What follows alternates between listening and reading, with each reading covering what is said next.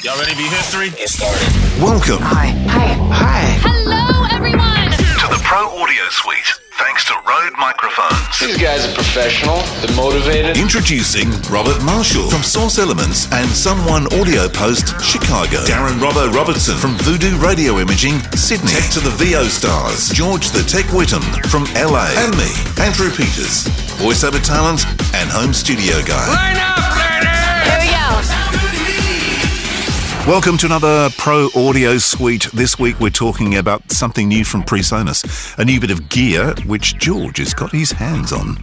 Yes, I got my hands on it legitimately. I actually purchased it. Whoa, hello. Yeah, What possessed you? This was not a demo piece. This was something that when it came across my radar, I was like, that checks all the boxes. I'm going to have to buy it. I'm just going to have to buy it. So I went to my Pro Audio dealer here in Los Angeles who gets me incredibly good prices and snagged it. It's about 200 US retail or MAP, whatever, which is still darn impressive for what this thing does. So it's kind of like imagine if the Rodecaster Pro and maybe the Apollo twin had a baby. And that's kind of like what this thing is. It's the best way I can describe it. It doesn't have any faders. It doesn't have any sound trigger pads. So that's the main thing it's missing. And it doesn't have a record button, right? So you strip away the recording, the sound triggers, and the sliders, strip all that away, but then maintain the fact that you've got some processing and some onboard mix minusing, and you get the Revelator. It has, what I like about it is it has a very well thought out mixer on board. What I mean by that is, you've probably seen a lot of these digital consoles, right? Where you've got a mix for, it'll say like mix A, mix B, and mix C, right? And I think the RME works this way, and a bunch of other gear works this way, right, Robert? You've seen this.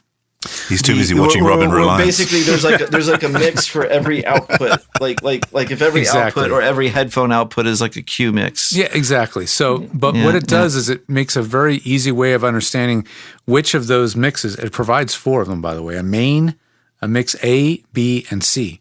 It provides a very clear way of delineating which of those is the one you're actually recording, or as they call it, streaming. So clearly, this thing had the idea of live streaming and podcasting in mind when it was designed. So you can choose any of those buses to be the one that's actually the streaming bus, and you can turn it on and turn it off. You can also choose any of those buses to be the one that you're actually monitoring in your headphones. So I have a monitor mix set up in my cans. That's what I want to hear. That has all you guys talking. It has anything I want to hear back on my machine in my cans. Then I have a mix that's the stream mix. That's only what I want you guys to hear. And I can so easily send playback from other things into the stream mix. And then I have my main mix, which goes to my monitor speakers, right? So that has my microphones obviously muted, but everything else can be on. So it's so easy to create these multiple mixes in a very clear, easy to understand way, which makes it really, really useful for home production, doing live production, streaming, and things like that. I love that part about the interface. So that's one thing I love. The second is it does have a channel strip, and you can save presets, obviously, and have a lot of different presets for your channel strip. They call it the fat channel. Does it have an expander in it? It does have an expander/gate, and it's the only thing that I'm actually not completely thrilled with. When it's in gate mode, it has a range control, but it doesn't have.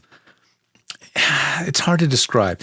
In gate mode, it's range. It's not by infinite. It's not by ratio. It's by range. Right. It doesn't have a ratio. It's now, not. When you put it in expander mode, the expander, the button that said range, now says auto, and there's still no ratio. So that I wish they would change the way that's designed, but I don't know if they ever will, because this is based on their Fat Channel plugin, which is a channel strip that comes in Studio One, and it's a core plugin. And you shouldn't be using gates anyways. You shouldn't be using gates anyways. Please, people, stop using it. But yeah, so it's not the smoothest action on the gate. Okay, let's get that out of the way. But it does have a compressor, a high pass filter, and a very good parametric equalizer, which is really nice for tuning your microphone to your room. If you got a little bit of mid-range resonance that you don't like in that room, it lets you do a little notch and then store it. Even if you don't use any of that and just want to set your high-pass filter, you can set your high-pass filter exactly where you want it. It's variable, so you can tune that in. So I think it's pretty smartly designed for being a 1.0 product. It's got pretty much everything I could ever want. And sound quality is, on par with everything else in this budget range of USB interfaces. It's probably using the exact same chips. Yeah. Same AKM converters. Probably like a Cirrus Logic converter chip or something in there. I haven't watched one of those teardown videos yet to see what's inside of it, but I'm using mine. I'm not taking it apart. So I'm using it pretty much every day that I'm in my studio. I've used it on my own show via OBS. I've used it to do a webcast. I've used it to teach a webinar. It's been used in live production multiple times in the last 2 weeks, and it hasn't failed me. Sweet. So send me the Rodecaster. I will pass the Rodecaster on. Well, actually, I would almost. I would consider that actually. It'd be worth it actually, just so we can do another review of the Rodecaster from a fresh review from a fresh perspective. Yeah. I agree. Oh yeah. Robert, I will consider that. Give me another week or two, and then make sure I'm completely happy with the. Are you saying you'll consider it stupid, or you'll just consider it? I'll consider that and considered. Okay. Yes, no, but it seems like a really good competitor for things like the Motu M2. Totally. And in that range, like Motu supposedly got some pretty good preamps in there, but like we've said, a lot of these things at this budget range, they are all versions of each other, and they're working off the same, components and putting their own twist on it, but a lot of the twists are the features and the layout, and not necessarily the actual quality difference. There's often not a huge don't expect a boutique level Burr Brown blah blah blah AD converter preamp in a $200 box that can do this many things and has 2 mic preamps. I wouldn't expect that, but it is nice that it does still have some controls on the front panel. So instead of having you have to use a console for everything, I can reach over, turn the knob, turn up my headphones, turn them down, click on the knob. Now it's a monitor mix between input and output. Yep. Click on the knob, and now it's a speaker volume control. And then directly below it, there's a giant speaker mute button. And I like that because I'll have my speakers on all the time until I'm doing a show like this. And right before the show, I just click the button and cut my speakers. So it works out nicely. So let me ask you this. So to summarize, go ahead, Rob. I was just going to say, which one's more intuitive to use? If you had to compare the Rodecaster to the Presonus, which one's more intuitive? Which one's easier to use? Oh. Oof. So it depends. I think the Rodecaster is more intuitive because out of the box, it's essentially ready to do what it's designed to do. Mm-hmm. So it's a bit less flexible in terms of routing. It's certainly less flexible in terms of routing. But out of the box, it's ready to do the job of production, live production. And you do have physical mute and slider controls, which I do occasionally miss. I do miss reaching over and just smacking a mute button. That's something, I'm so torn because I like the compactness of it, and I would love it for a lot of studios where you just don't need the extra controls. But sometimes it'd be nice to have those faders. So, and of course, no onboard recording. So I look at it like the Rodecaster Pro or the Rodecaster Lite. Let's strip away all the headphone amps, the recording, the sound effect pads, and the faders. Take it down to its essence. And that's what the Revelator is. And then they just put everything on screen. I think it's closer to what a VO talent needs than the Rodecaster. Much closer. Yeah. Yeah. The Rodecaster is a great podcast, livecast streaming tool. The Revelator does that well, but it's an even better home production device for a voiceover setup. Have they not? It just seems like it's so easy because... Sorry, Rob, go ahead. Oh, I was just going to ask you, have they not just added MIDI support for the Rodecaster? Can you not now use it as a mixer as well? or am I incorrect? So it can be used as a controller, and you have to be pretty slick to do this, because what you essentially need is a translator that translates MIDI control to the language of whatever software you want to use it with. But it's basically outputting MIDI controls over USB. One of the things I've been wanting to experiment with is using those trigger pads to trigger shots in a video production tool. You can do that in, say, OBS, which is like it's a free open source video streaming platform, and it's really cool. And you can actually use the buttons to trigger, but you have to know how to set it up. There's a process to it. It's not click boom, but it works. The Revelator actually has MIDI in and out. I'll never ever use it, but it's on there. So they clearly, I mean, I wish they had added more audio outputs on the back instead of MIDI. Like, because it's, considering that it was designed, I think, more for production, that would be more useful than MIDI in and out. I think it's hilarious that it has MIDI in and out, because these days anything that needs to be MIDI, for the most part, is a USB device that you plug straight into your computer. Right. Like it's odd to me. It's like, it's kind of like, what should we put on the back? Well, MIDI, we can do that for like $2. Yeah. All right, let's just put MIDI on the back. Yeah, it's like, it's like the MIDI chip costs nothing. We've got those chips in stock. Right. Yeah. We also have, we ran out of keypads for the numbers, but we have a couple rotary dial units. Mm-hmm. Right. It's odd because it's got 4 mixes. There's a mix C. I've run out of ideas of what to use it for, right? It's like that should go to a line output on the back, so you can send audio someplace else. Let me ask, when it is sending to mix A, B, or C, those are going to does it have its own set of virtual outputs, or how is it routing those extra mixes? That's the thing we didn't talk about yet. The thing we didn't talk about is the audio drivers, which is another part of what makes it so brilliant. So I have a huge amount of experience with the Apollo. Robert does as well, and we are all quite familiar with some of the limitations of the audio drivers. We love the Apollo. Well, honestly, it's an incredible piece. I mean, we've all been using it for a long time, and it's great. But there's certain applications that it just doesn't play well with, and one of those is Zoom. And it's been frustrating for a long time. And Chrome. And Chrome and Windows, it doesn't work right. There's a lot of little weird things, quirks that we just don't know will ever be fixed or when. And it's also flexible, but complex. But you really got to have a propeller head. You got to be really... Because you and I both know you set people up and they're great and they're good to go, and then as soon as something goes wrong, they're like, call George, get George back, because I don't know what absolutely. It's not intuitive. So what the Revelator does, and this is where it's like so similar to the Rodecaster. They must have had a Rodecaster to think of this, but it has 2 different audio drivers on board. A stereo 2-channel mode, and then it has a multi-channel mode. But they don't load simultaneously. So on a Rodecaster, you're getting the stereo mix and the multi-channel drivers all the time. They're always available. On the Revelator, it's an either or, and it's set up in the firmware. There's a little console that you install, and you can change it from one to the other. So for a lot of people, they're going to turn it on and never even look at that. And it's just going to work like a standard stereo in and out interface, like a Scarlett on steroids, right?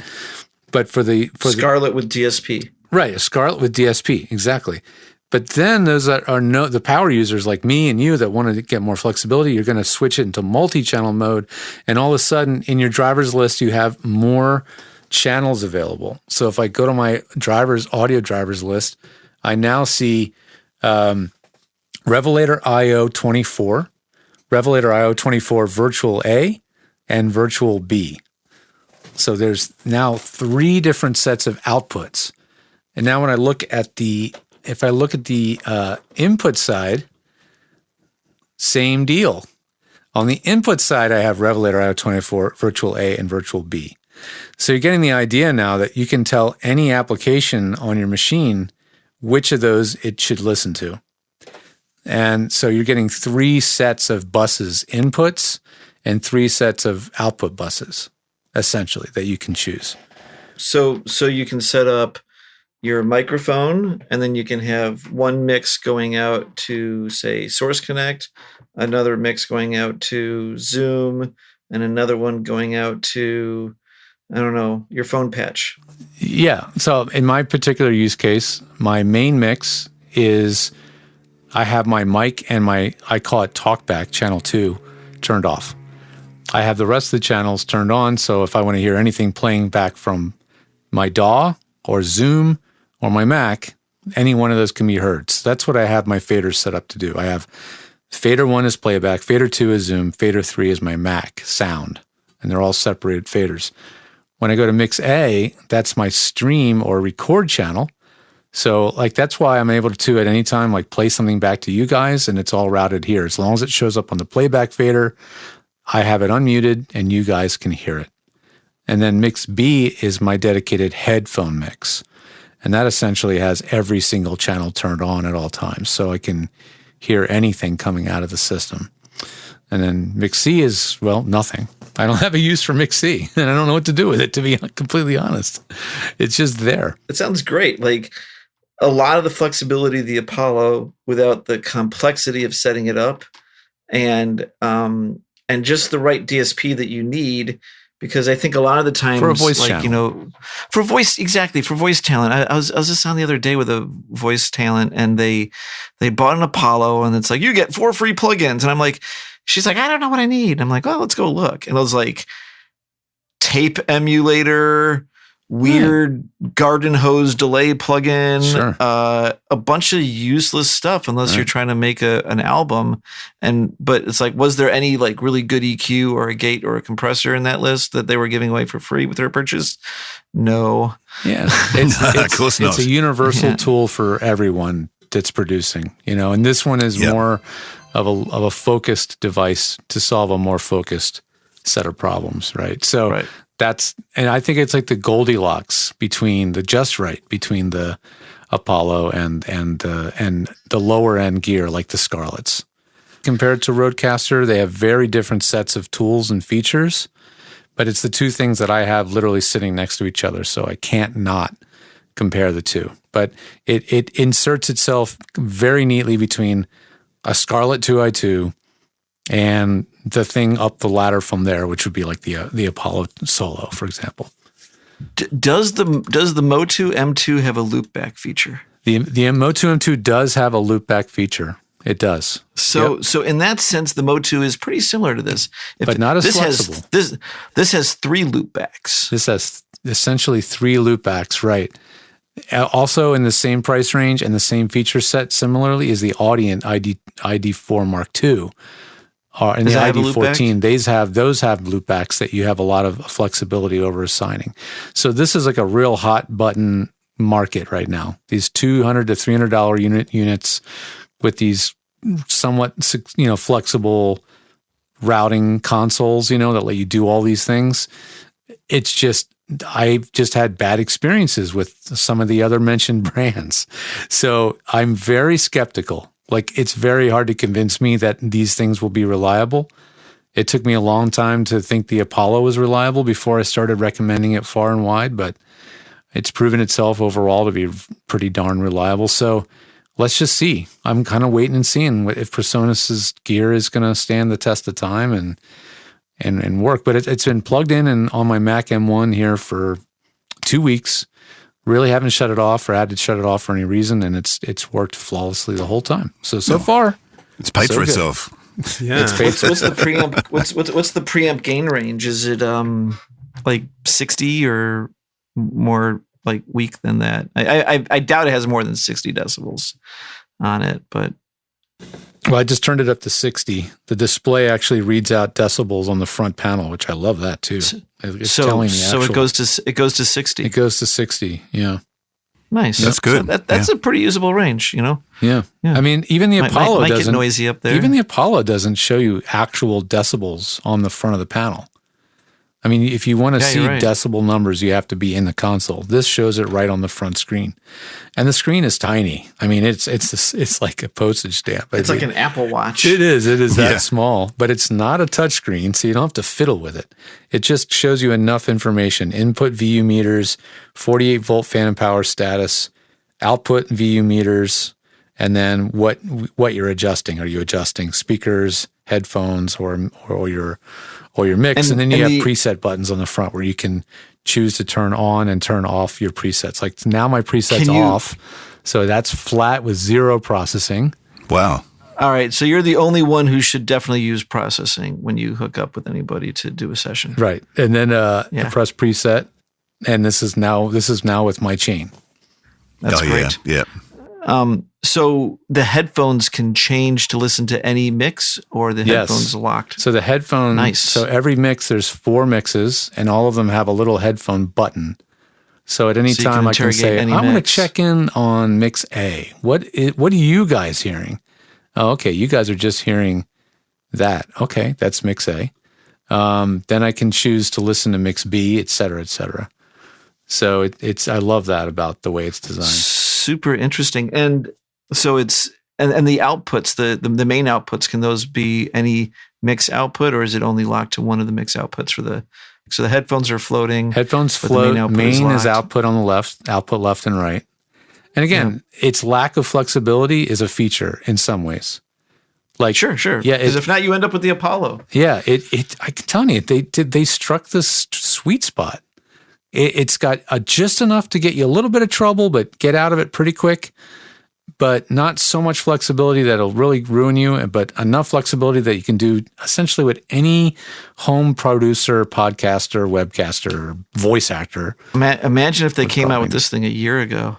Oh, I know. I mean, sure, they wanted it to come. I bet they wanted it to come out a year ago. You know, this thing was probably sitting in the production supply chain for a year. You know, waiting to get its way out to the world. Time takes time to finish products, but it sounds like it's really well rounded and done well. Yeah, kudos, Presonus. Well done. Let's see how it goes in the long run, but knock on wood, it's going to be a reliable piece, and hopefully it'll stay in the studio for a while. Yeah, and talking of gates, I'm still on the fence with that. It's taken me a year to use that line. So here's an interesting one that we should maybe do a review of at some point. But have you looked at the Native Instruments Complete Audio 2 USB?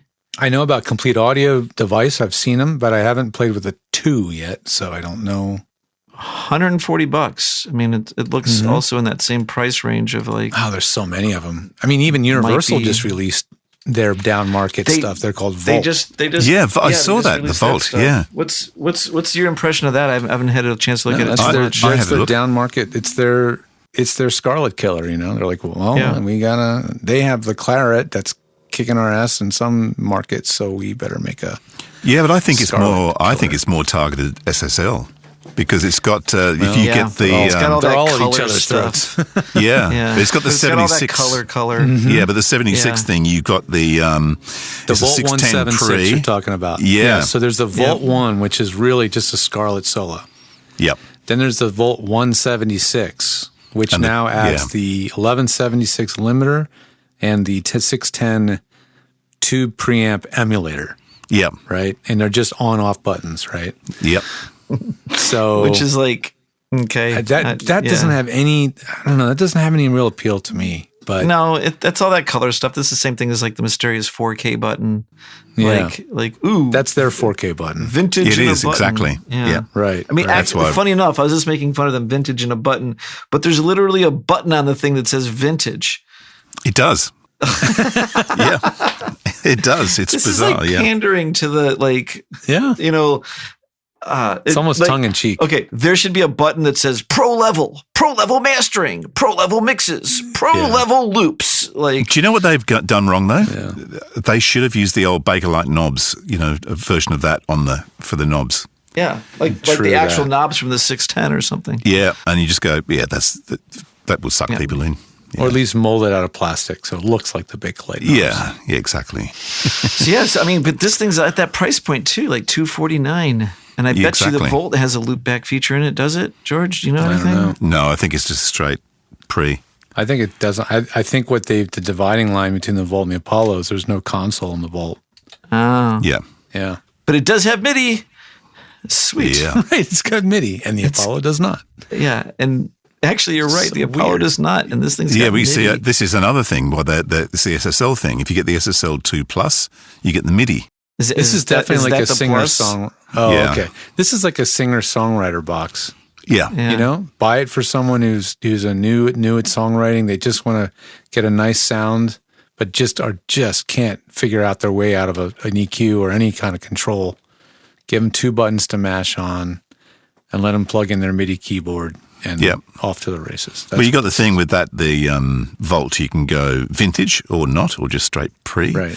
And then you've got, I think, 3 different selections for the 76. So you've got voice and guitar, fast and off. I don't know if off is exactly a selection. Can't you just do that by pressing the 76 button? So it's 3 selections and off. And then you have your direct monitor, which apparently you don't get to control the volume of. Yeah. Well, that was fun. Is it over?